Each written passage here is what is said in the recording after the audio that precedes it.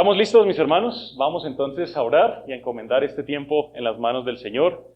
Y cerremos nuestros ojos para que este tiempo sea guiado de inicio a final por el Espíritu del Señor, para que nos hable, nos instruya y nos permita conocerlo a través de la palabra. Cerremos un segundo los ojos y oremos.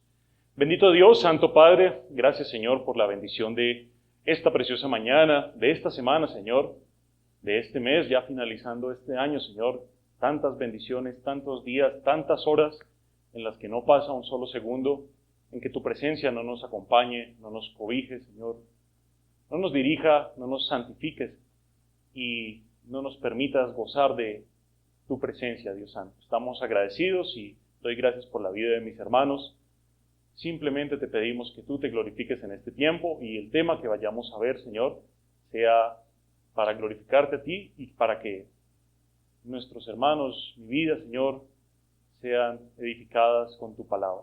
Te lo pedimos como iglesia, es nuestro deseo, y oramos en el bendito nombre de nuestro Señor Jesucristo. Amén y amén. Amén, amén, mis hermanos. Muy bien, estamos entonces preparados, y qué bueno es que podamos dedicar este tiempo al Señor, porque hoy vamos a estar hablando de un tema que es bastante crucial, que es un tema que debe constantemente llamar nuestra atención y que no nos cansamos de repetirlo porque la Biblia no se cansa de repetirlo. Es un tema también sumamente práctico, mis hermanos. Es un tema que usted se va a dar cuenta que no es algo simplemente que se aloja en nuestra mente, decir, bueno, eso lo dice la Biblia y ya, sino que es un tema que vamos a estar intentando buscarle cómo ponerlo en práctica. Y la misma Biblia nos dice cómo ponerlo en práctica.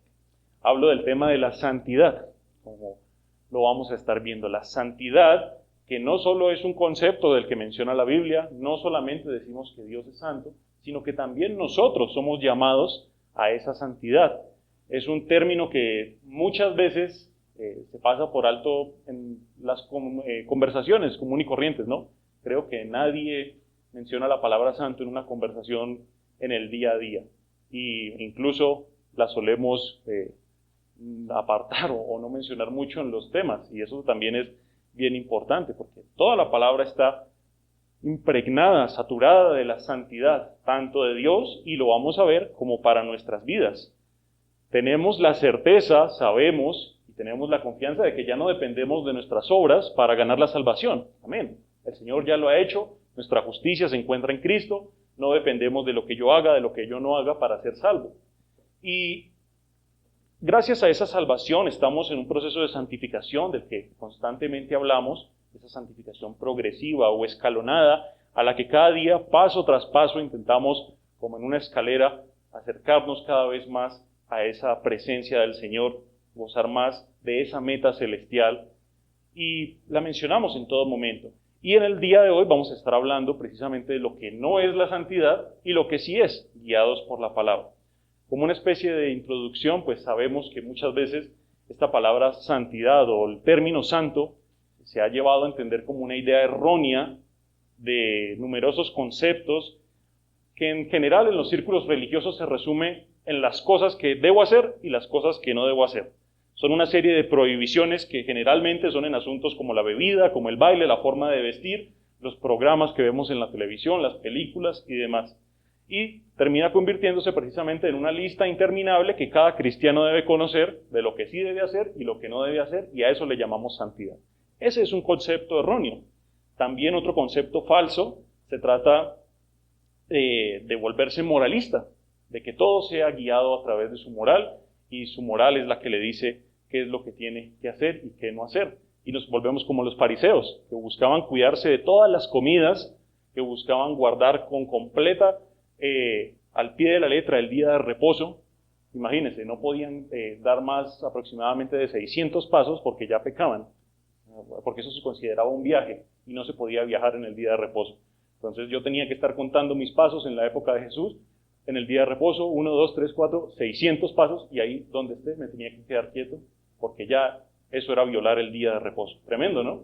Ese tipo de cosas son las contra las que el Señor Jesús luchaba cuando estaba aquí en su ministerio terrenal, contra ese moralismo, contra aquel pensamiento erróneo de que esas cosas nos darían una mayor cercanía a Dios o un estatus más alto entre la congregación. Y finalmente, otro concepto erróneo de la santidad que muchas veces se trabaja en las iglesias o se intenta meter por ahí, es una perfección inalcanzable, ¿sí? Es decir, hermano, usted no puede cometer un solo pecado, usted no puede fallar una sola vez, porque entonces pierde su estatus como hijo de Dios, pierde al Espíritu Santo, Dios deja de amarlo, Dios deja de ponerle atención a sus oraciones y deja de ser amado por Dios. Eso también es otro concepto erróneo que vamos a estar intentando derribar a través de la palabra del Señor. Y precisamente hablando de la santidad que le agrada al Señor, la santidad que debemos nosotros ejercer, ese concepto bíblico que no solo lo debemos entender en nuestras mentes, sino vivir en nuestras vidas, hace referencia a una santidad activa, mis hermanos. Grábese ese término, una santidad activa, la cual no cae por un lado en el extremo del legalismo, prohibiendo un montón de pasatiempos, actividades, gustos, pero tampoco al mismo tiempo minimiza la realidad de que debemos ser santos como nuestro Padre en los cielos es santo. Esos dos extremos en los cuales el cristiano debe estar bien centrado de no ir a ninguno de los dos. Tenemos una necesidad delante de Dios de ser una nación santa, como lo menciona el apóstol Pedro, la cual vive en su vida diaria, y veremos que somos llamados a que esa santidad activa se refleje en nuestra búsqueda del Señor, incluso apartando aquellas cosas que impiden y estorban esa búsqueda. En esta oportunidad estaremos abordando dos pasajes principales, van a ser dos que vamos a estar moviéndonos, y se va a dar cuenta que uno es una aplicación muy práctica de la santidad, y otro es el motivo por el cual debemos ser santos. Entonces, con eso en mente, le pido al Señor que nos dirija en este momento y nos permita cultivar esa santidad que el Señor desea, una santidad genuina, en este mensaje del día de hoy. Acompáñeme en nuestro primer versículo principal, acompáñeme en su Biblia, vamos a ir al Evangelio de Mateo, acompáñeme a Mateo 5 y vamos a leer los versículos 29 al 30. Mateo 5, versículos del 29 al 30.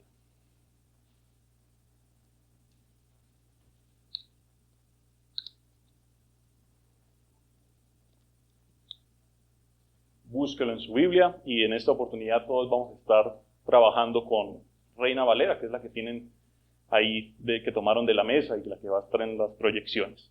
Pero lo importante es que todos estemos atentos a los versículos y a la palabra del Señor.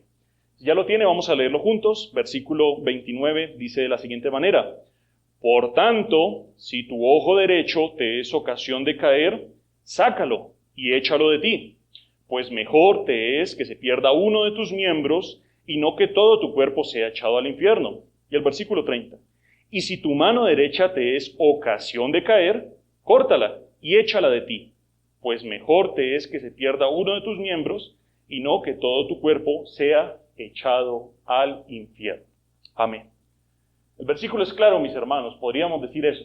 Es claro, si algo le estorba, si su mano le es ocasión de caer, córtesela y nos vemos dentro de 8 días a ver con cuántos miembros llegamos, con cuántos ojos llegamos, con cuántas lenguas.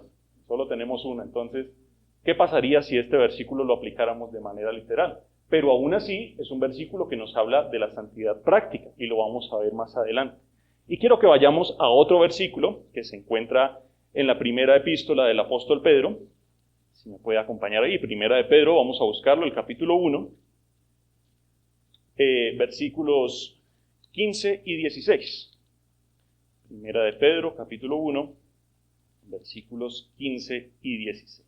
Leámoslo juntos, es un versículo bien importante. Dice: sino como aquel que os llamó es santo, ¿qué dice? Sed también vosotros santos en toda vuestra manera de vivir.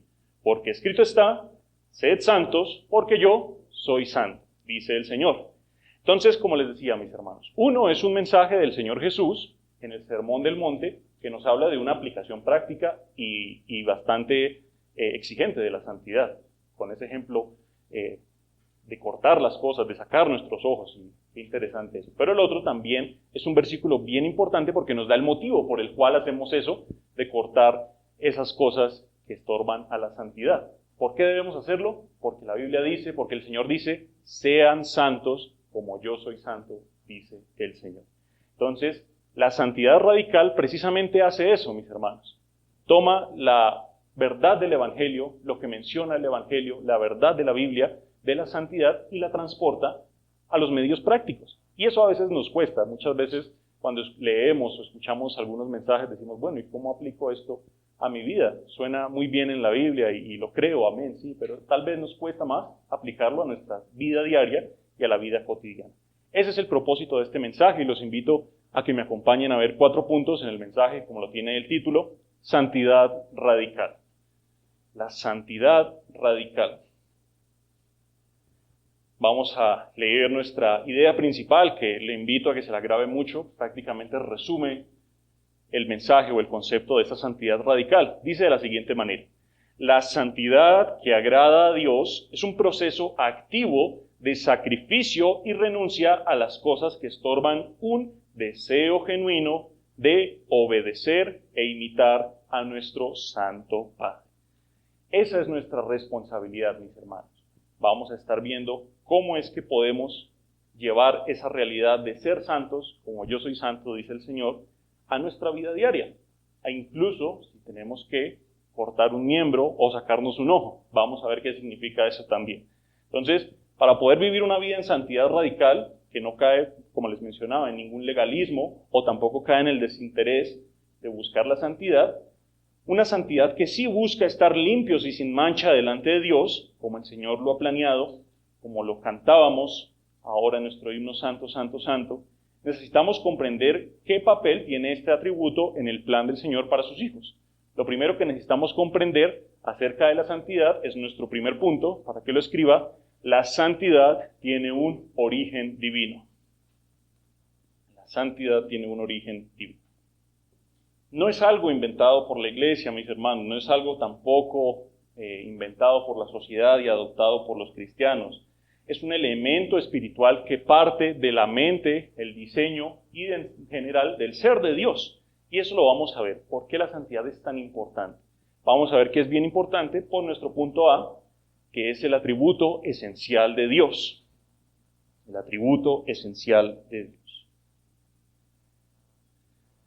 Si queremos vivir una vida en santidad, lo primero que necesitamos comprender es que Dios es santo.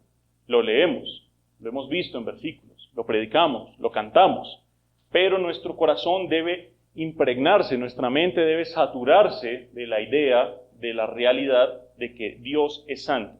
Y fíjense, mis hermanos, una definición de lo que es la santidad de Dios. Dice, Dios nunca está llegando a ser. Dios nunca está aprendiendo o aumentando en nada. Desde la eternidad pasada, es decir, antes de la creación del mundo, hasta la eternidad futura, cuando este mundo ya no exista, Él siempre está siendo quien siempre ha sido. Sus infinitas perfecciones no pueden ser mejoradas.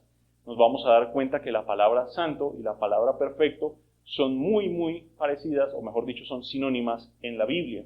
Y esta es la definición de Dios. Dios nunca mejora. Dios no es mejor que ayer. Dios no cambia, porque Dios es perfecto. Y el atributo de la santidad es un atributo, o se define como el atributo esencial de Dios, porque es lo que soporta, o mejor dicho, es lo que muestra el ser de Dios, ¿sí? Dios, si no fuera santo, no sería Dios.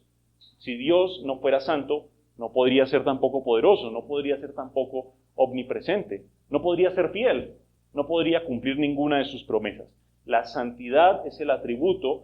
No usemos la palabra importante, porque no hay atributos más importantes que otros, eso también es importante comprenderlo, valga la redundancia, pero sí es un atributo que soporta o que el ser de Dios se revela a través de su santidad. 2 versículos muy importantes y muy conocidos. Acompáñenme a Isaías, en el Antiguo Testamento, el libro del profeta Isaías. Vamos al capítulo 6 y al versículo 3, un pasaje bien importante. Dice de la siguiente manera, es el llamado al ministerio y a la labor que Dios hizo con el profeta Isaías, y en un momento, en el reinado del rey Usías, Isaías es llevado a una visión y tiene el gran privilegio de ver cómo es un día común y corriente en la gloria de Dios. Fue llevado a ver la gloria de Dios. ¿Y qué hacían allá en el cielo un día como hoy?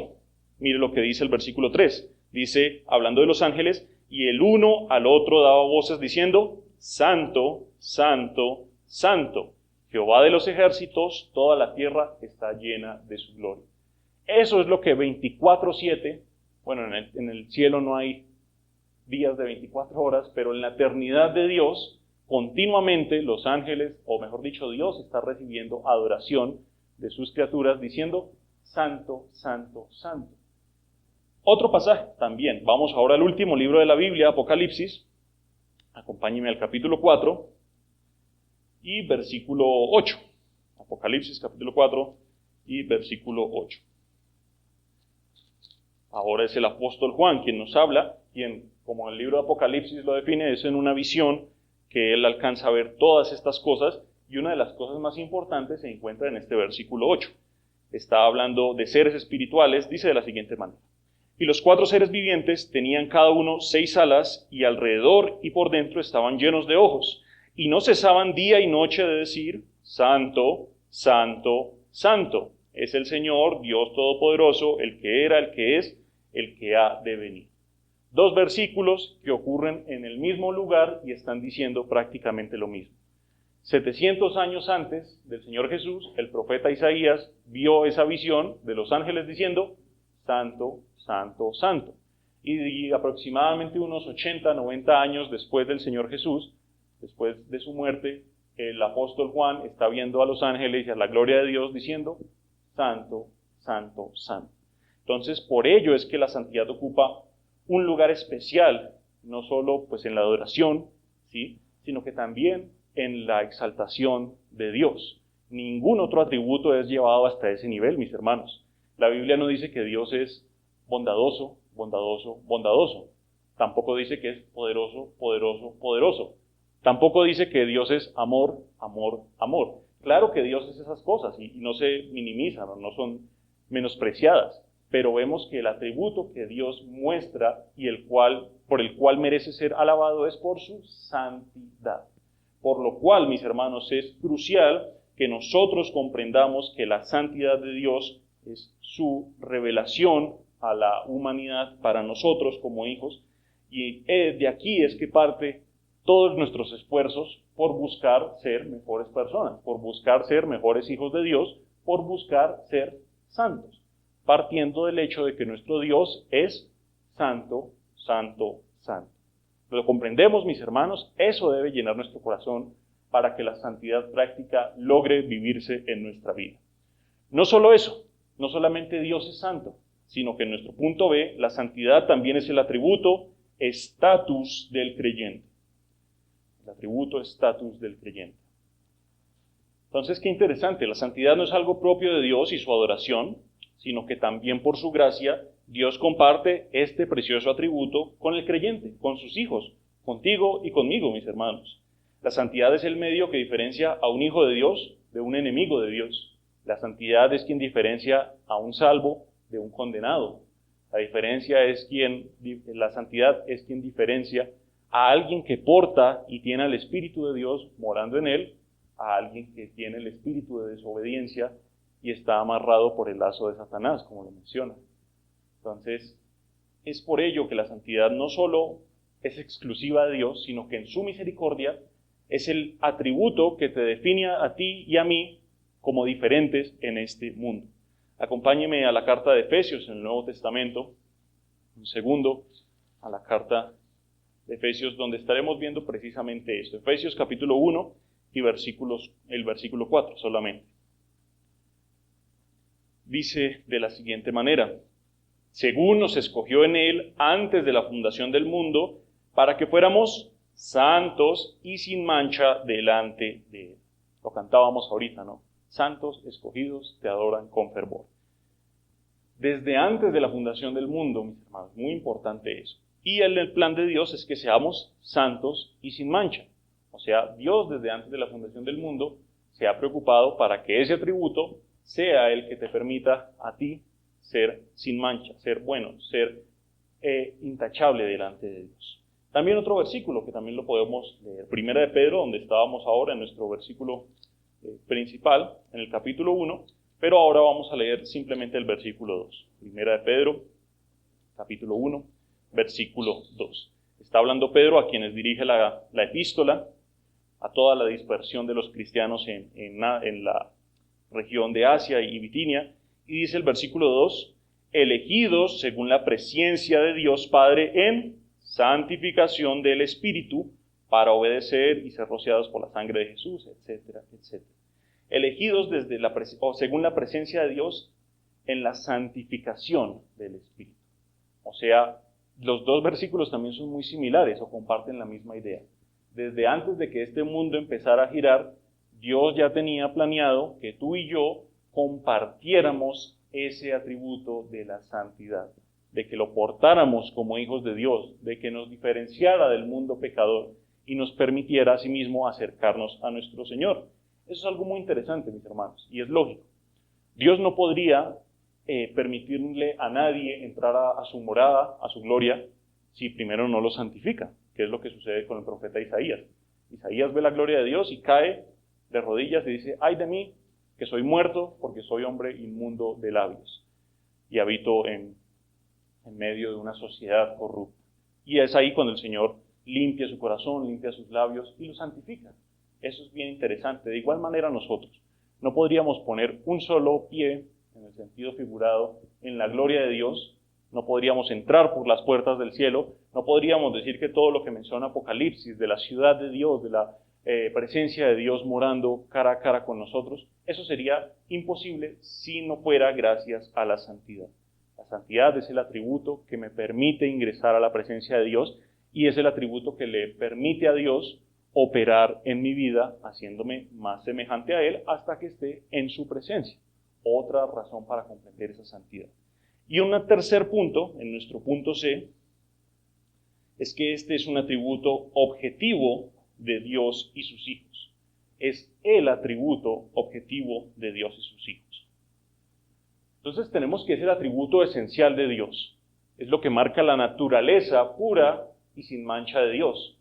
Lo que soporta cada uno de sus atributos. También es el atributo que te diferencia a ti y a mí como hijos de Dios en este mundo terrenal. Y esas dos cosas hacen que eso sea el objetivo tanto de Dios como de sus hijos.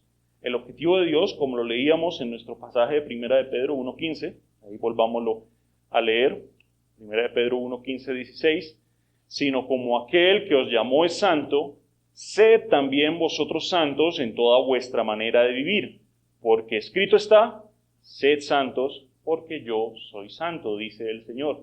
Es el objetivo. Fíjese que lo deja como una responsabilidad. La Biblia dice: sean santos como yo soy santo, por lo tanto, ustedes deben ser santos en toda su manera de vivir.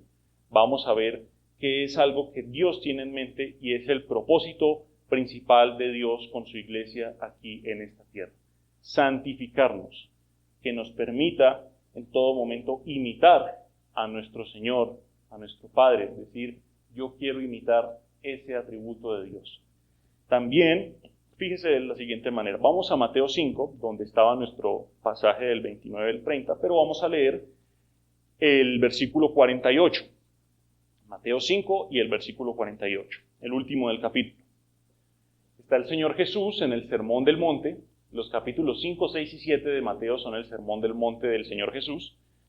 Y está en medio de este sermón y el Señor cierra, o este capítulo, o cierra su primera exposición de lo que es el reino de los cielos, el tema principal del Sermón del Monte, y lo cierra con este precioso versículo. Dice el versículo 48, sed pues vosotros perfectos, como vuestro Padre que está en los cielos es perfecto. Es el mismo versículo que acabamos de leer en 1 de Pedro 1, 15, 16, solo que cambia una palabra. ¿Cuál es? Cambia la palabra santidad por la palabra perfectos. Y eso es bien interesante porque, como les decía, mis hermanos, al Dios ser un Dios santo, santo, santo, que no tiene mancha, que no hay variación en Él, que no hay maldad en Él, que no hay sombra de duda en Él, un Dios que no puede cambiar, que permanece igual, firme, es un Dios perfecto, o es un ser perfecto. Y la santidad que lleva a Dios, o que le permite a Dios ser perfecto, es la misma santidad que nos permite a nosotros ser perfectos. Y ahora la pregunta es, bueno, si yo peco, desobedezco y muchas veces actúo en contra de Dios, a diferencia de Dios, que es perfecto y no cambia, ¿cómo es que la Biblia me puede decir a mí y dejarme ese mandato tan imposible de sean perfectos como su Padre en los cielos, que es perfecto? Y eso es únicamente a través de la santidad, mis hermanos. Es lo que se conoce, o en teología, como un mandato objetivo, lo vamos a llamar, un mandato objetivo. Es un mandato que no se puede cumplir de la noche a la mañana. Si tenemos un mandato como, por ejemplo, perdónense los unos a los otros. Es un mandato que se puede cumplir en cierto momento, ¿verdad? Tengo una enemistad con mi hermano y lo perdono, o yo le pido perdón a él y listo, cumplí con ese mandato. Pero a diferencia de este mandato de Mateo 5:48, primera de Pedro, es un mandato que está continuamente, o que se realiza progresivamente, ¿sí? Que se realiza con miras en el futuro, o que se planea desde el presente y que se desarrolla y se cumple en el futuro. Yo no puedo ser perfecto de la noche a la mañana, no puedo ser perfecto con simplemente oír este mensaje o asistir un domingo a la iglesia, o un mes, o todos los meses, o todos los domingos del año. Es un mandato que continuamente nos llama a que estemos siendo perfeccionados con la mira de ser perfectos y santos, como nuestro Padre que está en los cielos es perfecto y santo. Es una santidad espiritual que el Señor obra en nosotros y se realiza por completo.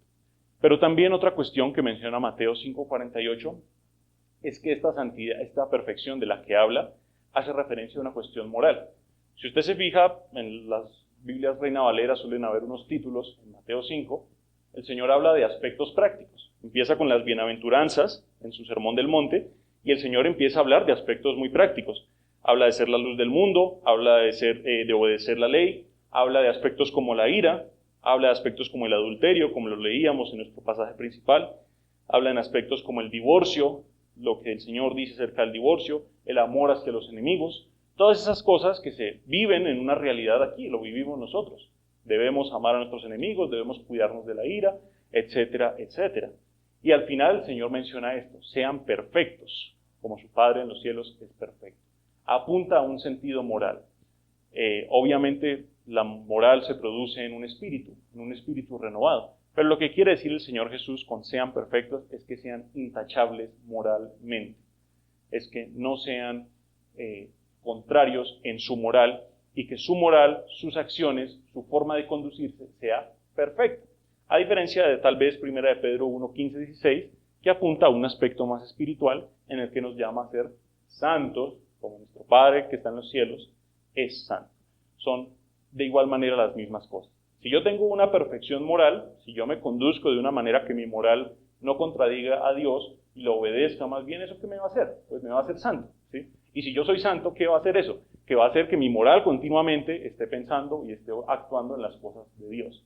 Así es como se vive la santidad radical, mis hermanos. La santidad que pone a Dios como el santo, santo, santo Dios que es, que cualquier pecado que yo cometa ofende esa santidad de Dios, y que cualquier pecado, cualquier cosa que me estorbe en mi camino a convertirme en perfecto o en santo, como mi Padre en los cielos es perfecto y santo, es una obra o es algo que debo eliminar radicalmente. Es lo que estamos viendo. Y ahora que comprendemos cómo funcionan las cosas en la Biblia, cómo funciona Dios y su santidad, ahora sí podemos pasar a cómo vivirlo en nuestra realidad y en nuestra vida práctica. Es bien importante comprender lo que es Dios, que es santo. Es importante comprender nuestro mandamiento, nuestra responsabilidad de ser santos, para que ahí sí podamos vivir en santidad radical que agrada al Señor. Con ello en mente, vamos entonces a nuestro segundo punto. Vamos a estar viendo en nuestro sentido práctico que la santidad depende del Espíritu de Dios. La santidad depende del Espíritu de Dios. Volvamos a leer nuestra idea principal. La santidad que agrada a Dios es un proceso activo de sacrificio y renuncia a las cosas que estorban un deseo genuino de obedecer e imitar a nuestro Santo Padre. Entonces ya comprendemos quién es Dios. Es un Dios santo. Ya comprendemos que yo debo ser santo. Ya comprendemos que Dios me ha salvado, Dios me ha santificado, y por ello es que soy un hijo o soy una hija de Dios, por la santidad. Ahora, ¿cómo hago yo para que todo eso que suena muy bien en estos puntos, sí, somos santos, Dios es santo, amén, no hay que ofender la santidad de Dios? ¿Cómo hago para que eso sea una realidad de mi vida? Es la pregunta que muchas veces nos agobia y tal vez nos frustra cuando hacemos vemos en la palabra todo lo que es un hijo de Dios, santo, puro, perfecto, y lo comparo con mi vida y digo, ahí estoy fallando yo. Entonces, ¿cómo es que puedo ser santo como mi Padre en los cielos es santo? La gran mayoría de pasajes en el Nuevo Testamento hablan de la santidad. ¿Qué hablan de la santidad? Lo hacen atribuyéndolo a nosotros como nuestra responsabilidad, como el pasaje de Primera de Pedro. No dice, ustedes son santos como su Padre en los cielos es santo. Dice, sean santos en todo momento, en toda su manera de vivir. Entonces, aún así, cuando conocemos nuestra responsabilidad por buscar la santidad, tristemente se crea un mal entendimiento de cómo se obtiene, y es ahí donde se crean los sistemas legalistas, como los fariseos, o esas listas de qué hacer, qué no hacer, qué beber, qué no beber, qué comer, qué no comer, qué ver, qué no ver, con qué entretenerse y con qué no entretenerse, con quién andar, con quién no andar. Es una actitud que de lleno desagrada a Dios, y por eso el Señor Jesús continuamente estaba criticando y juzgando a los fariseos. Y por el otro lado, cuando no buscamos primeramente al Espíritu de Dios para nuestra responsabilidad de ser santos, tal vez se crea una actitud libertina y despreocupada. También hay círculos religiosos, entre comillas, cristianos, que mencionan que eso no es tan importante, no importa lo que tú hagas porque Dios te sigue amando, no importa que tú consientas el pecado porque al igual Dios te va a perdonar, o no importa lo que hagas porque ya tienes el cielo comprado, porque hiciste una oración y creíste en el Señor Jesús. No, eso es una mentira, mis hermanos. Un creyente verdadero y una evidencia de que somos salvos se muestra precisamente en la santidad que ejercemos en esta tierra. Es el intento o esa necesidad de cultivar la santidad lo que nos lleva a amar al Señor. Pero también un intento de cultivar santidad sin el Espíritu es lo que llevó a los fariseos e israelitas a crear sistemas de leyes extrabíblicos. ¿Qué quiere decir eso? Volvamos a Mateo capítulo 5, nuestro pasaje principal. Vamos a leerlo desde el 27.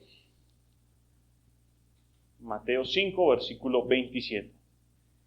Está hablando el Señor Jesús del ejemplo del adulterio. Y mire lo que dice. Empieza con una palabra fuerte. Oísteis que fue dicho. Oísteis que fue dicho. No cometerás adulterio. Pero yo os digo que cualquiera que mira a una mujer para codiciarla, ya adulteró con ella en su corazón. Vuelve al versículo 29, que lo leíamos hace un rato. Por tanto, si tu ojo derecho te es ocasión de caer, sácalo y échalo de ti, pues mejor te es que se pierda uno de tus miembros y no que todo tu cuerpo sea echado en el infierno. Y si tu mano derecha te es ocasión de caer, córtala y échala de ti, pues mejor te es que se pierda uno de tus miembros y no que todo tu cuerpo sea echado al infierno. Lo que está haciendo el Señor Jesús con no solo este ejemplo del adulterio, sino en general todo el Sermón del Monte, es contrarrestar la mala interpretación de la ley que tenían los fariseos y en general todo el pueblo de Israel, con lo que realmente es, mucha atención a ello, el espíritu de la ley. Los fariseos eran muy buenos, eran intachables en cumplir la letra de la ley, pero el Señor a lo que apunta es a un sentido más alto, y no solo nuevo, sino que ya se venía revelando desde el Antiguo Testamento, en cumplir el espíritu de la ley. Por eso el Señor en el versículo 27 les dice, oísteis que fue dicho, u otra forma de entenderlo es como, se les ha enseñado, no cometan adulterio. Y entonces, ¿qué es cometer adulterio? Según la letra de la ley, es simplemente no tomar o no tener relaciones sexuales fuera del matrimonio o con la mujer del prójimo. Eso es adulterio según la letra de la ley, lo que se había enseñado. Pero el Señor por eso dice en el versículo 28, pero yo os digo, aquí es cuando va a decir cómo se vive realmente no solo la letra de la ley, sino más profundo, el espíritu de la ley. ¿Quieres una santidad espiritual? Pues ¿qué debes hacer? Fijarte en el espíritu de la ley. Yo les digo, cualquiera que mire a una mujer para codiciarla, ya adulteró con ella en su corazón. La letra de la ley y el sistema de los fariseos pensaba que el problema estaba con los ojos, únicamente. Entonces, si yo veía a una mujer muy bonita y de pronto la miraba de una manera indebida, el problema era mi ojo. Pero el Señor Jesús muestra que el espíritu de la ley nos dice que el problema no está en mi ojo, en mis manos, en mis pies, en cualquier otra cosa. Está en mi corazón. Ya pecó, ya la codició y adulteró con ella en su corazón. Entonces, la santidad radical depende del espíritu para que examine nuestro corazón. El Espíritu Santo es quien diferencia la verdadera fe del moralismo, quien nos lleva a cumplir el espíritu de la ley en medio de las diferentes circunstancias en las que incluso la Biblia no llega a tener una respuesta muy clara. ¿Le ha pasado alguna vez que tiene un dilema de decir, bueno, ¿esto será pecado o no será pecado? Y buscamos en la Biblia y no encontramos como una respuesta muy exacta a nuestra situación, o a qué hacer, o a qué decisión debo tomar yo. Es precisamente eso lo que hace el Espíritu Santo y lo que hace una santidad radical. Depende del Espíritu para que nos revele los pecados y las actitudes no santas que estamos consintiendo en la vida. Fíjese, el salmista, vamos al Salmo 139, el Salmo 139, versículo 23. Búsquelo ahí un segundo. Salmo 139, versículo 23. Lo dice de la siguiente manera el salmista. Examíname, oh Dios, y conoce mi corazón. Pruébame y conoce mis pensamientos. Es lo que menciona este salmo. Le pide al Señor, y por eso mencionamos que la santidad depende del Espíritu de Dios, porque dependemos primeramente de que Dios examine nuestro corazón y pruebe mis pensamientos. Y dice ahí, el versículo 24, y ve si hay en mí camino de perversidad y guíame al camino eterno. Entonces, qué interesante que el salmista mencione esto, porque para que yo pueda vivir una santidad radical que agrada al Señor, lo primero que debo hacer es encomendar mi causa y mi deseo de cultivar esa santidad a Dios.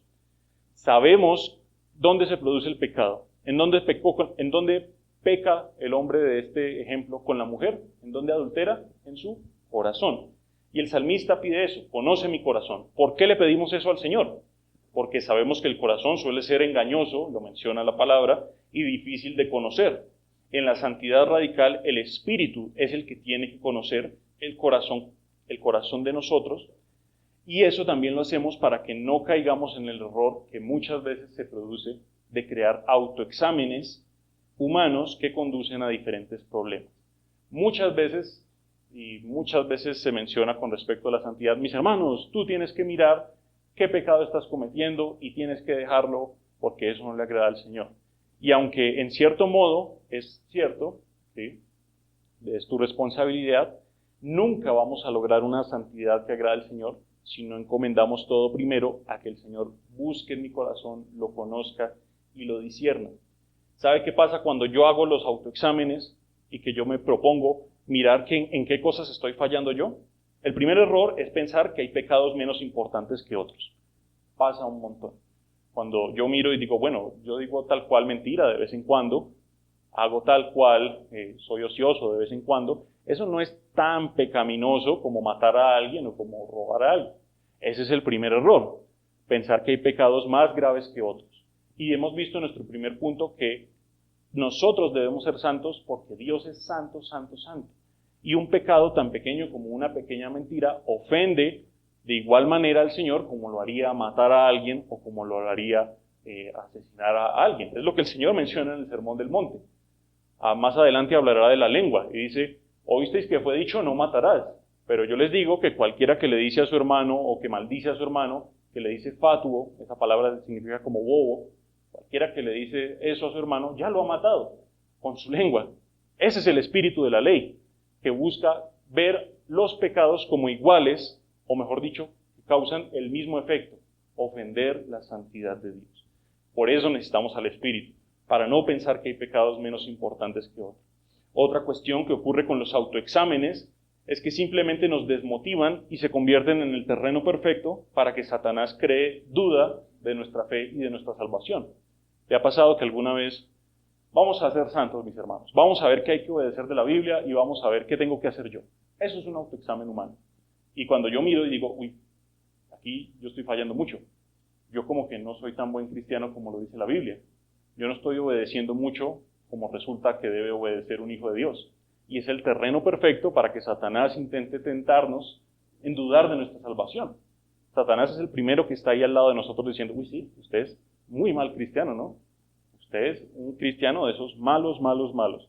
¿Cómo es que Dios lo va a amar si usted no cumple con todo lo que dice la Biblia? Eso es lo que ocurre cuando no encomendamos todo a la causa del Espíritu Santo.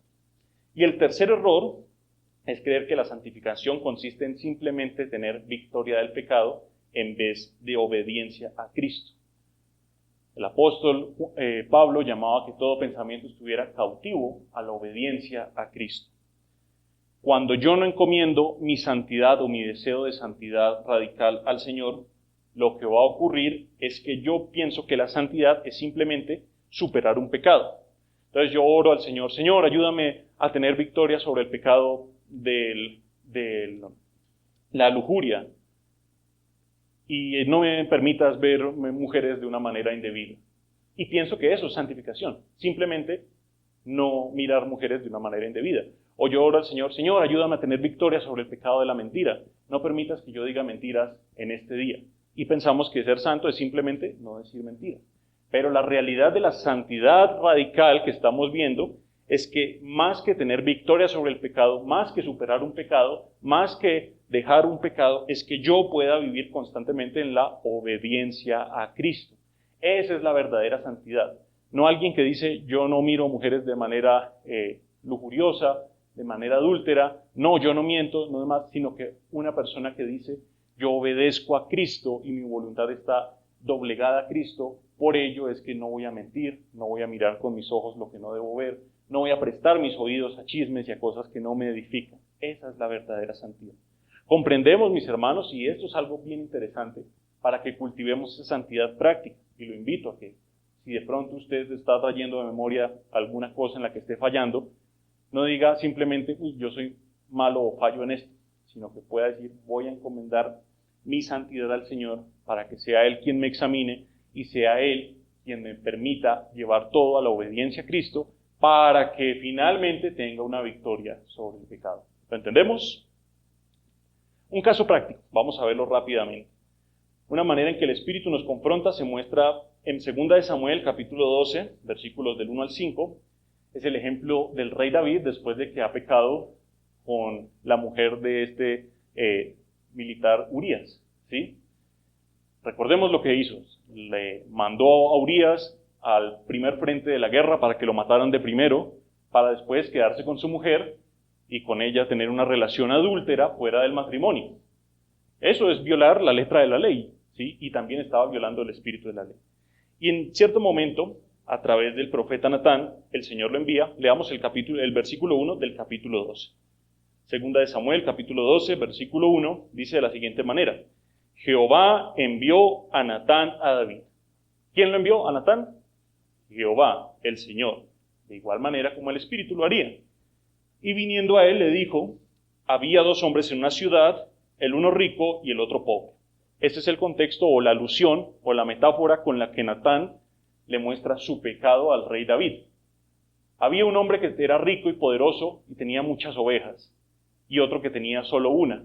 Y ese hombre rico y poderoso mandó matar al que tenía solo una oveja para quedarse con ella. Es una metáfora o una parábola que está usando. Y fíjese lo que ocurre en el versículo 5, podemos saltar ahí. Dice, entonces se encendió el furor de David en gran manera contra aquel hombre, y dijo a Natán, vive Jehová, que el tal que hizo esto es digno de muerte, y debe pagar la condena con 4 tantos, porque hizo tal cosa y no tuvo misericordia. Y fíjese el versículo 7 lo que dice Natán. Entonces dijo Natán a David, tú eres aquel hombre. El rey David sabía que no había que matar. El rey David sabía que no había que tomar la mujer del prójimo, porque eso lo decía la ley. Pero cuando nuestra santidad no depende del Espíritu, pensamos que hay pecados más importantes o que brilla más el pecado de mi hermano, del que está a mi lado, que mi propio pecado en mi corazón. El rey David sabía que ese hombre de la metáfora tenía que pagar y tenía que ser muerto, porque había robado la oveja del hombre pobre que tenía solo una oveja. El rey David lo sabía perfectamente, pero es hasta el versículo 7 que Natán por el Espíritu le dice, tú eres aquel hombre que se genera una santidad o que se genera una confrontación en mi corazón. El Espíritu igualmente nos dice esto. Cuando nosotros vemos la vida de las personas en el mundo, de los lujuriosos que viven una vida promiscua, una vida sexualmente aberrante a Dios y decimos, ¿qué pasa con esas personas? No, merecen condenación, porque es lo que están haciendo, están viviendo en pecado sexual. Y el Espíritu nos dice, tú eres igual a ese hombre porque miras con indecencia, con lujuria a la mujer de tu prójimo. Cuando vemos a los mentirosos, a los escarnecedores, a los que continuamente le mienten a otras personas, a los que maldicen, y decimos, ¿qué pasa con esas personas? No, merecen condenación, que Dios las mande al infierno. ¿Qué más va a hacer si esas personas están mintiendo y haciendo con sus lenguas, destruyendo a los demás con sus lenguas? Y el Espíritu nos dice, tú eres aquel hombre, aquella mujer que hablas a espaldas de tu hermano, que criticas y que usas tu lengua para calumniar a otros. Nosotros vemos incluso a los ateos que niegan la existencia de Dios, que niegan su santidad, que dicen Dios no es un Dios que exista, o si existe no puede ser un Dios santo, ¿cómo va a ser el Dios de la Biblia? Y decimos, ¿qué pasa con esos ateos? No, se van para el infierno, no es que están negando a Dios, están negando su santidad, ¿qué más va a hacer? Y el Espíritu nos dice, tú eres ese hombre, tú eres esa mujer que niega la santidad de Dios cada vez que estás actuando en contra a la santidad que debes vivir. Tremendo, ¿no, mis hermanos? Esa es la obra y confrontación del Espíritu en la santidad radical, que nos muestra nuestro pecado tal cual como es, y es por ello que depende del Espíritu, porque yo no puedo llevarme a pensar eso de mí. Yo naturalmente no pienso de mí que yo sea un pecador tan malo de Dios. Tú y yo no pensamos que seamos tan malos, ¿verdad? Porque venimos a la iglesia, porque leemos la Biblia, escuchamos música cristiana, no hacemos esto, no hacemos aquello, pero el Espíritu nos dice, tú eres igual de pecador porque ofendes la santidad de Dios.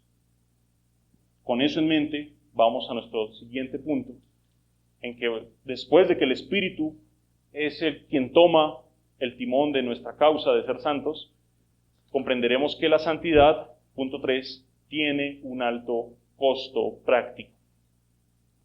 La santidad tiene un alto costo práctico. Leamos nuestra idea principal nuevamente para recordarla. Dice, la santidad que agrada a Dios es un proceso activo de sacrificio y renuncia a las cosas que estorban un deseo genuino de obedecer e imitar a nuestro Santo Padre.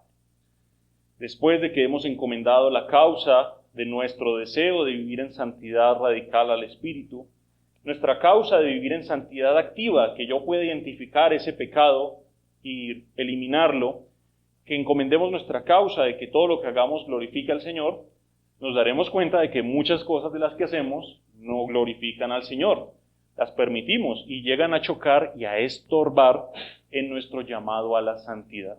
En ese llamado que nos menciona nuevamente en nuestro pasaje, sean santos como vuestro Padre que está en los cielos es santo. Cuando seguimos leyendo los siguientes capítulos de Mateo y los demás evangelios, encontramos varias ocasiones en las que el Señor llama a seguirle, a Él y a su reino, y con la consecuencia de apartar algunas cosas o de lleno renunciar, como el caso del joven rico, ¿sí? Lo llamaba a renunciar a su riqueza y que lo siguiera. Y el joven rico se entristece porque no fue capaz de sacar eso que de pronto estorbaba en su proceso de santidad, el amor a las riquezas. Otro, el Señor Jesús le dice, sígueme. Y el Señor le dice, no, Señor, es que necesito primero enterrar a mi padre o esperar a que mi padre se muera, reclamar la herencia y ahí sí te puedo seguir. Y el Señor dice, no, necesitas apartar todo eso que te impide seguirme a mí y a mi rey. El versículo principal de Mateo 5, 29-30, volvamos a leerlo, lo recalca. Dice, por tanto, si tu ojo derecho te es ocasión de caer, o si tu mano te es ocasión de caer, sácala, córtala, quítala de en medio de ti. El Señor hace un llamado contundente a que cualquier elemento interno o externo de nuestra vida diaria, de nuestra vida común y corriente, del día a día, que sea un impedimento para vivir de la manera santa a la que somos llamados, debe ser cortado, mis hermanos, debe ser destruido, debe ser mortificado. Mortificar el pecado, mortificar aquellas cosas que nos estorban. El apóstol Pablo decía, despojémonos de todo peso y del pecado que nos asedia, que nos impide correr la carrera de la fe de una manera exitosa. Imagínate que tú eres un atleta que debes llevar primeramente, pues unos buenos zapatos, ¿verdad? Nadie corre una carrera en botas. Nadie corre una carrera con un chaleco, con un gabán pesado, porque eso acalora, porque eso estorba. De igual manera, nosotros muchas veces pensamos que podemos correr la carrera de la santidad permitiendo que cosas externas o internas de nosotros, que tal cual deseo, que tal cual pasatiempo, que tal cual gusto, nos estorbe e impida que corramos de la manera que el Señor quiere que corramos. Ligeros, como correría un atleta, en buen estado, sin nada que nos estorbe. Creo que aquí el término clave es en el versículo 29, el término clave es ocasión de caer. Así es como lo tienen nuestras Biblias. Pero en el original griego tiene un significado bien importante y que es interesante ponerle atención.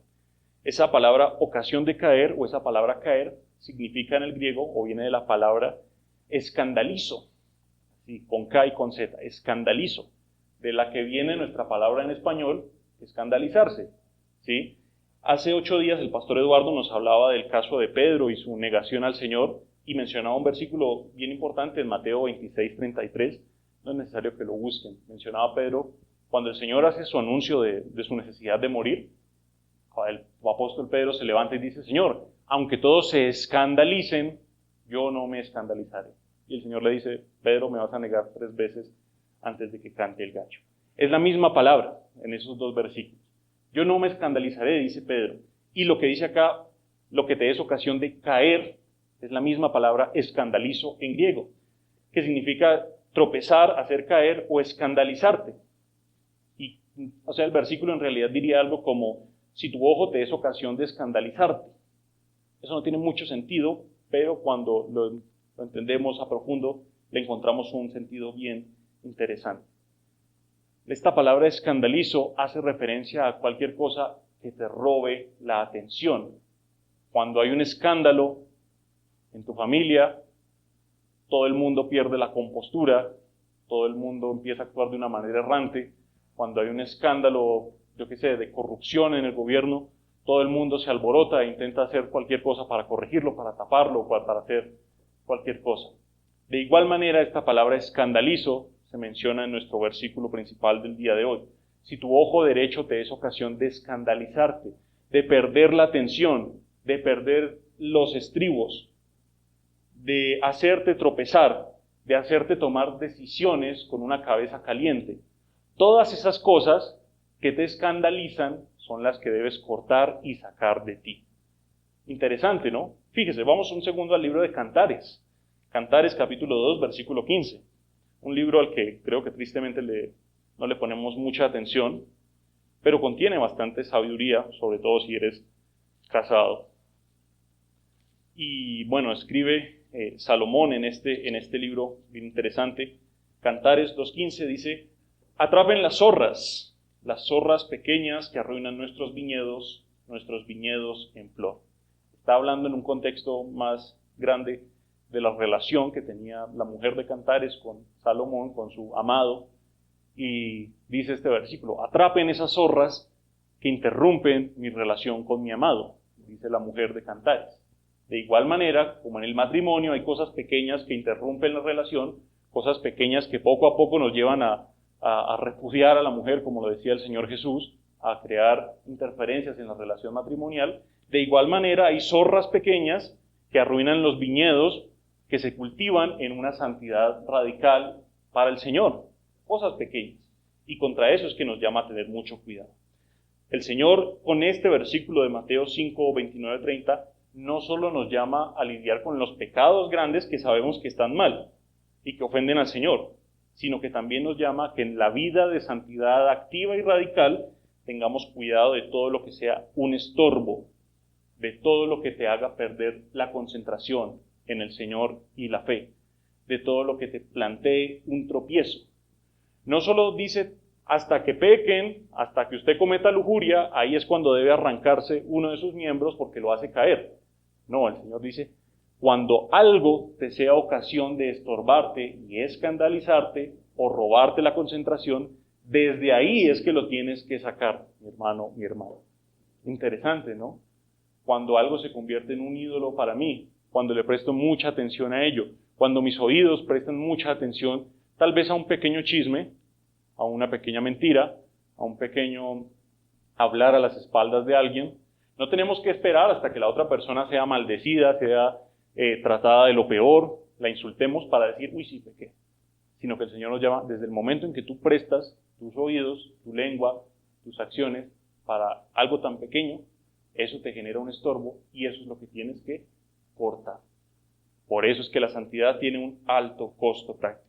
No solo cortamos las cosas que nos estorben en nuestro caminar en santidad, sino que también tenemos que cortar todas las cosas que son un estorbo para nuestros hermanos.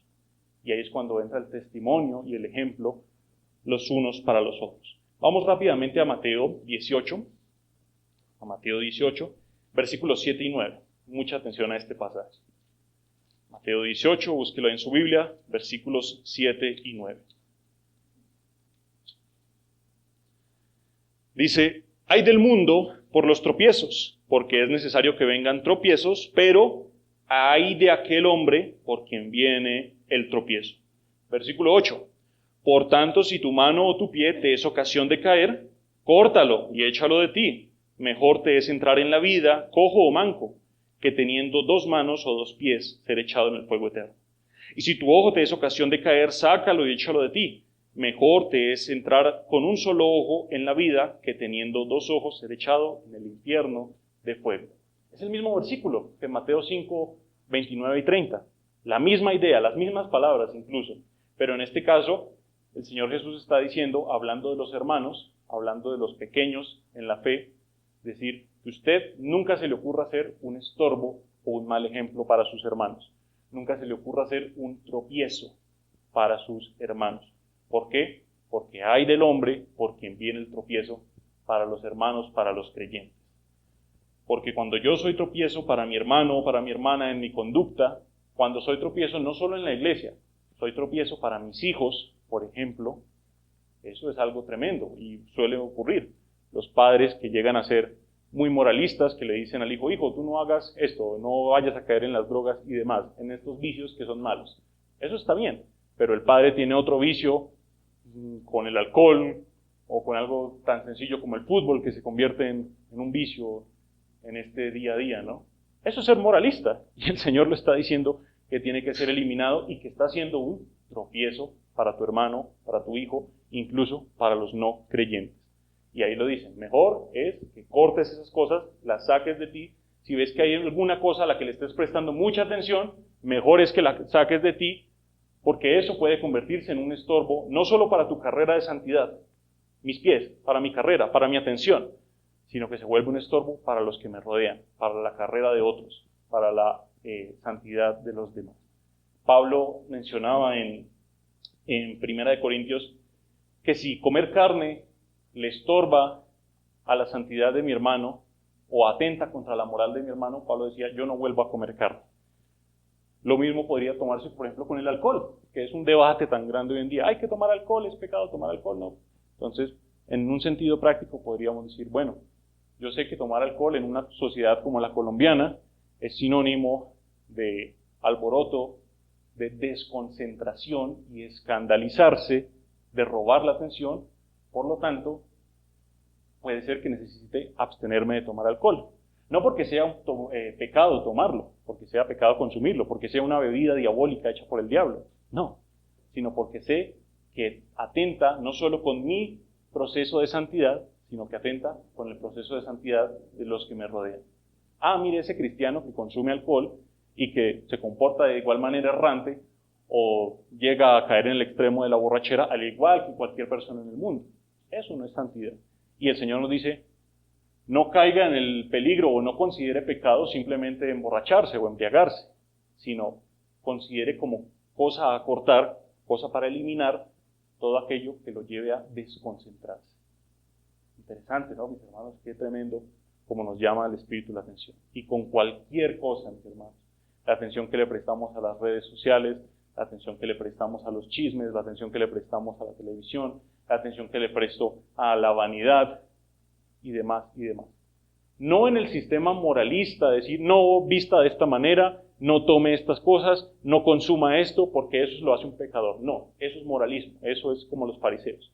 Sino más bien en el sentido de decir, yo renuncio a estas cosas por amor al Señor, porque quiero andar limpia, ligeramente, no quiero ser escandalizado y quiero andar en santidad al Señor.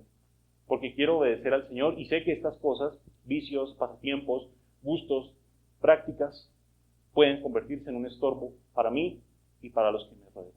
Esa es la verdadera santidad, a diferencia de los sistemas de haga, no haga, vea, no vea, vístase, no vístase. Yo me visto de esta manera porque con ello quiero glorificar a Dios. Es lo que Pablo llamaba a las mujeres en las diferentes iglesias, ¿sí? Dice que la mujer no se vista de manera ataviada o llena de joyas y demás, sino que lo que sea realmente es que se vista de buenas obras, de piedad y demás. Entonces, yo me visto de esta manera, o necesito incluso privarme de vestirme de esta manera, porque tal vez incluso me veo como cualquier no creyente, porque trato mi cuerpo con el estándar de belleza del mundo, que es que mientras más muestro, o mientras más ceñido, más hermoso soy. Y el Señor dice, eso puede ser un estorbo para ti o para mí. Tremendo, ¿no? Toda esa santidad radical se aplica hasta el aspecto más mínimo, y es por eso que debemos cuidarlo en el Señor.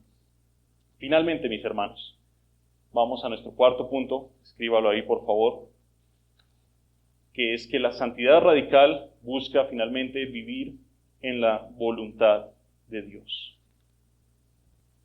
En resumen, mis hermanos, cuando comprendemos que la santidad tiene un origen en Dios, que es santo, santo, santo, cuando comprendemos que la santidad tiene una aplicación en mí, que soy llamado a ser santo, que fui rescatado del reino de las tinieblas, de la condenación eterna, siendo santificado, cuando comprendo que la santidad es el objetivo, el deseo de Dios, la palabra dice, el deseo de Dios es vuestra santificación, cuando comprendo eso y dispongo todas las cosas para ser santo al Espíritu, que examine mi corazón, que me revele los pecados que me están ocultos, como decía el salmista, que examine mi corazón, mis pensamientos, y que incluso me lleve a cortar, a sacar, a arrancar de manera extrema aquellas cosas que me hacen estorbo y me escandalizan, me roban la atención. Eso finalmente nos llevará a vivir en santidad, en una buena, correcta, bíblica santidad, viviendo en la voluntad de Dios. Cuando comprendemos nuestro llamado a la santidad y encomendamos todo al Señor, cada uno de esos tropiezos, cada una de esas cosas que nos roban la atención, viviremos en la santidad que agrada a Dios, porque nuestra vida se preocupa más por hacer la voluntad de Dios que por no hacer o sí hacer ese sistema de largas listas de lo que es ser un pecador o no ser santo. Yo me alejo de las cosas que me roban la atención, no porque eso me llegue a afectar o porque me haga pecar incluso, sino que me las quito porque quiero vivir en la voluntad de Dios y quiero que toda mi voluntad esté doblegada a Él. Fíjese, vamos un segundo a Juan 4:34, búsquelo ahí, es un versículo bien interesante de lo que menciona el Señor Jesús. Juan 4:34. Dice, Jesús les dijo a sus discípulos, mi comida es que haga la voluntad del que me envió y que acabe su obra. En el contexto está el Señor Jesús hablando con la mujer samaritana y no ha comido en todo el día. Y los discípulos estaban preocupados porque el Señor comiera algo, porque tomara algo. Y el Señor dice, no, sobre todas las cosas, sobre comer o beber, lo más importante para mí es hacer la voluntad del que me envió. Si quitamos la ropa, los pasatiempos, los gustos y demás, ¿qué es lo más esencial para vivir? Pues la comida y la bebida, para que nuestro cuerpo funcione. Y el Señor con este pasaje dice, incluso sobre lo más esencial para vivir, como lo es tomar agua y comer algo, sobre esas cosas está hacer la voluntad de mi Padre que está en los cielos. Sobre cualquier pasatiempo, gusto, práctica, sobre cualquier cosa en tu vida y en mi vida, mi hermano, lo más importante es hacer la voluntad de Dios. No le pidas a Dios, Señor, ayúdame a quitar este pecado, quítalo de mí, por favor. Sino pídale al Señor, Señor, ayúdame a vivir en su voluntad para que tenga una santidad. Porque le pedimos a Dios que nos libre de un pecado. Y listo, nos libró de él. Y ahora nos queda toda una lista de pecados sobre la cual trabajar y seguir pidiendo y seguir luchando y seguir batallando. Y no tenemos que pedir ese tipo de victoria, eso sería algo hipócrita delante del Señor. Pero cuando yo le pido al Señor, Señor, que mi vida esté doblegada a hacer tu voluntad, toda esa lista de cosas, de pecados, de tropiezos, de cosas que me roban la atención, progresivamente van a estar siendo eliminadas y van a estar limpiando mi camino para no hacerme tropezar. El salmista lo mencionaba de la siguiente manera, en el Salmo 143:10, un versículo bien conocido. Dice, enséñame a hacer tu voluntad, oh Dios, porque tú eres mi Dios. Tu espíritu, tu buen espíritu me guíe a tierra de rectitud. Enséñame a hacer tu voluntad. No le estaba pidiendo, Señor, ayúdame a librarme específicamente de la lujuria, porque mis ojos ven con morbo a las mujeres. No le dice, Señor, ayúdame a luchar contra el pecado sexual, contra el pecado de la mentira, contra el pecado, contra este pecado, contra este pecado. Sino le dice, ayúdame a vivir, a conocer tu voluntad. ¿Para qué? Para que tu buen espíritu, que ya vimos qué función cumple, me guíe a tierra de rectitud. Me guíe sin tropiezos. Otras versiones utilizan eso. Tierra sin tropiezos. Pídale al Señor, mis hermanos, que en sus situaciones particulares, esa es una de las cuestiones de la santidad radical, que yo no conozco tu vida. Yo no conozco con qué pecado lidias tú. Yo no conozco qué pasatiempos te hagan caer, qué cosas te roben la atención. Eso lo sabes tú y lo sabe el Señor. Y es por eso que no les puedo dar una fórmula, que también es otro error, decir, vamos a aprender la fórmula para lidiar con el pecado y para eliminarlo. 4 puntos para que tu vida sea exitosa. No, mis hermanos, ese tipo de cosas no funcionan así con el Señor.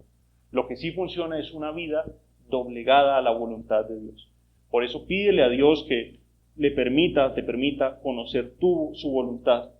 Incluso si esa voluntad requiere arrancar de raíz y cortar actitudes, acciones, cortar amistades, pensamientos, prácticas, pasatiempos, que no me hacen simplemente pecar, sino que me hacen tropezar y escandalizarme, perder mi atención. Volvemos a leer 1 de Pedro capítulo 1, versículos 15 al 16. ¿Por qué hacemos todo esto? ¿Por qué yo quiero doblegar mi voluntad al Señor? Porque como aquel que os llamó es santo, sean también santos ustedes en toda vuestra manera de vivir. Porque escrito está, sed santos, porque yo soy santo. Yo quiero ser santo, mis hermanos, y yo quiero que tú seas santo, y espero que ese anhelo esté en tu corazón. Ser santos como mi Padre en los cielos es santo. Que el Señor no vea mis pasatiempos, lo que hago tal vez en la intimidad, lo que hago a solas, lo que hago incluso en público, y diga, Santiago o cualquier persona está cultivando un camino de tropiezos, está cultivando cosas que no está arrancando, que le están estorbando en su santidad. Debemos cortarlas, mis hermanos. Pídele al Señor que le muestre, examine su corazón y nos revele por el Espíritu cómo cumplir su voluntad para que esos pecados o esas cosas que ni siquiera son pecados, pero sí me estorban, lleguen a ser eliminadas. Finalmente, para terminar, Hebreos capítulo 12, versículo 14, menciona, versículo bien conocido, seguid la paz con todos y la santidad, sin la cual nadie verá al Señor. Yo quiero ver al Señor, mi hermano. ¿Tú quieres ver al Señor? ¿Tú quieres ver al Señor en gloria como lo vio Isaías o como lo vio Juan? Yo quiero ver eso. Yo quiero ir a los ángeles cantar santo, santo, santo. Y yo quiero decir, o mejor dicho, darle la gloria a Dios, que puedo estar ahí porque he cultivado una vida de santidad que el Señor me ha permitido, porque me ha salvado, me ha redimido y me permite andar como es digno de Él. Amén. Amén, mis hermanos. Oremos entonces para terminar. Dios Santo, Padre Eterno, queremos darte las gracias, Señor, por este tiempo que nos das, este mensaje, los versículos, Señor. Espero que tú te glorifiques a través de este tiempo y que mi hermano, mi hermana, que oye, pueda también al mismo tiempo ser guiado por ti, por tu Espíritu Santo, Señor. Mensajes como estos nos llevan a pensar enormemente en lo que tenemos que hacer y no hacer, en lo que tenemos que decir, no decir y demás cosas, pero sobre todas las cosas, Señor, ayúdanos a vivir en tu voluntad, ayúdanos a cortar de raíz esas cosas que sabemos que no te agradan, los pecados que sabemos que son pecados, e incluso aquellas cosas que te desagradan porque nos escandalizan y nos roban la atención, Señor. No nos permitas excusarnos en decir que somos muy jóvenes para ponernos un montón de reglas y no vivir la vida. Y tampoco nos permita, Señor, la excusa de decir que soy muy viejo, así he vivido toda la vida, así me ha funcionado, Señor. Sino que todo momento, la edad que tengamos, las situaciones que tengamos, Señor, la vida que llevemos, casados, solteros, hijos, padres, abuelos, todo momento podamos genuinamente cultivar esa santidad que te agrada, Señor. Que es radical, claro que sí, porque corta muchas cosas y que las hace con la intención, no simplemente de parecer santo, de verse santo ante los demás, sino de genuinamente glorificarte y vivir para tu gloria, Señor. Es nuestro deseo para que tú nos permitas en todo momento estar cerca tuyo, amándote, glorificándote y cumpliendo tu voluntad. Oramos en el bendito nombre de nuestro Señor Jesucristo. Amén.